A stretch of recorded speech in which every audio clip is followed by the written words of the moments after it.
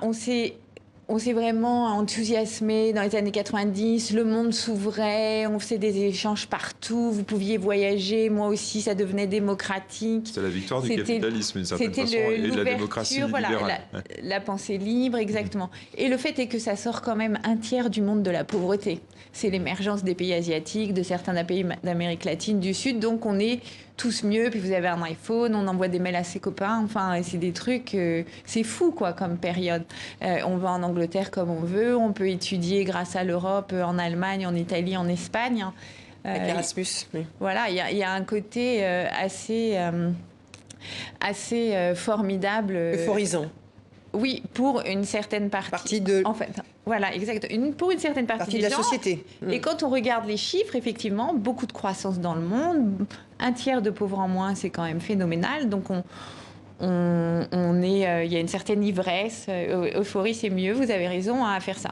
Disons pour les gagnants de tout ça, mais il y a des perdants. Et en agrégé, oui. Au total, on gagne plus, c'est quand même important de le dire. En revanche, vous avez raison, on ne se préoccupe pas du fait qu'il y a quand même des perdants là-dedans.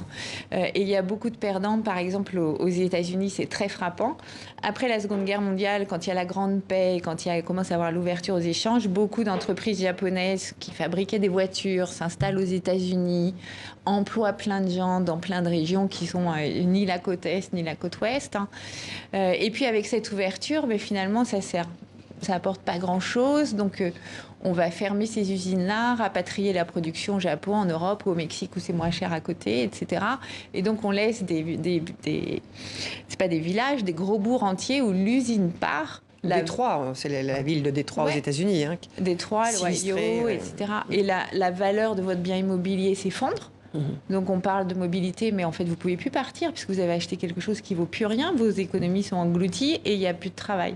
Et ça, on n'a pas, je pense que, et les économistes ont une grande responsabilité là-dedans, pas assez mis en évidence ce qui était en train de se passer dans les régions qui étaient en fait les perdantes de l'ouverture et du digital.